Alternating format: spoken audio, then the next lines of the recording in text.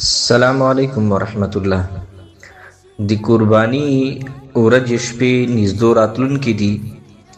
زیات تر ملګري د دې مسلې پوښتنه کوي چې په ما باندې قربانی کیږي او کنه. نو د قربانی متعلق مسله بیانوو چې قربانی په چا باندې واجب ده او په چا باندې نه. مسله دا ده چې قربانی واجبوالی د پاره شریعت او دین اسلام یو خپل نصاب مقرر کړی ده چې کوم یو مسلمان د هغه نصاب مالک وي او د هغه نصاب برابر د سره مالیت وي نو بیا په هغه مسلمان باندې قربانی واجب وي، که نر وي که ښځه وي، که شادي شده وي که غیر شادي شده وي، چې مسلمان وي او بالغ وي، عاقل وي او د نصاب مالک وي، بیا په د باندې قربانی خپل حیثیت سره د شریعت قانون مطابق واجب وي.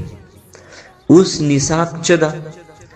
نصاب تفصیلات دادي چې یو سړي سره سونه وي، لا یو سړي سره چاندي وي، لا یو سړي سره نقد پیسې وي، لا یو سړي سره تجارت او کاروبار سامان وي، لا یو سړي سره په کور چې ضرورت نه علاوه ډیر زیات سامان وي.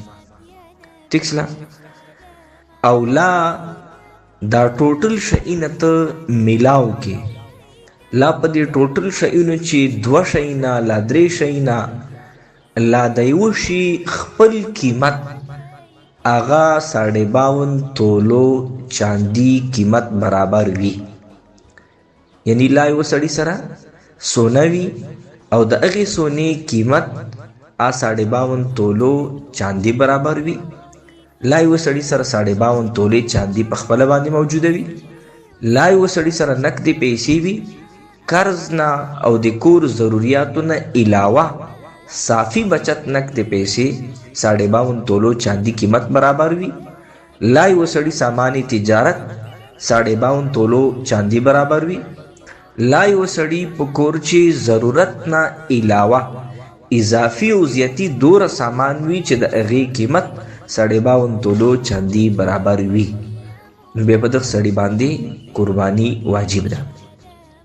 ها که چېرته داسې و چې یو سړي سره دا 50 شیونو چې یو شي قیمت 52 تولې چاندی برابر نه و، بلکې هر شی ورنه کم و، او چې کله موږ د دې شیونو مجموعه قیمت واخیستلی، دا شیونه مو خپل منځ سره میلاو کړل، سره ګډه مو کړل، بیا هغه ګډوالي نه بعده قیمت 52 تولو چاندی قیمت برابر کېدلی، بیا هم قربانی واجبېږي.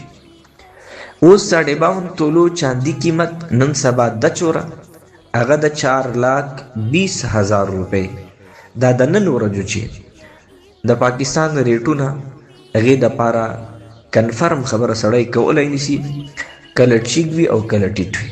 خو نن ورځو چې 52 تولې چاندی قیمت چې ده هغه 4,20,000 روپۍ ده. نو لہذا یو سړي سره چې 4,20,000 روپۍ که د سونې په صورت چې وي، که د چاندي په صورت چې وي، که نقد پیسې وي، که ساماني تجارت صورت چې وي، که کور چې ضرورت نه زیاتی سامان په صورت چې وي، یا دا شئینه ټوټل میلاو کې، لا په دې چې بعضې 2 لا 3 خپله منځ میلاو کې او هغې بیا قیمت 4,20,000 روپو ته رسیږي. نو چې 4,20,000 چا سره وي یا 4,20,000 روپو په دغو سامانو او په دغو شیونو چې سامان د سره وي او قرض او کور ضروریات نه علاوه، بیا په دغه سړي باندې شریعت قانون مطابق قربانی واجب ده. دا به یې کوي، که نر ده که ښځه ده، چې کوم قسمه یو بالغ مسلمان ده عاقل ده، هغه باندې بیا قربانی واجب ده.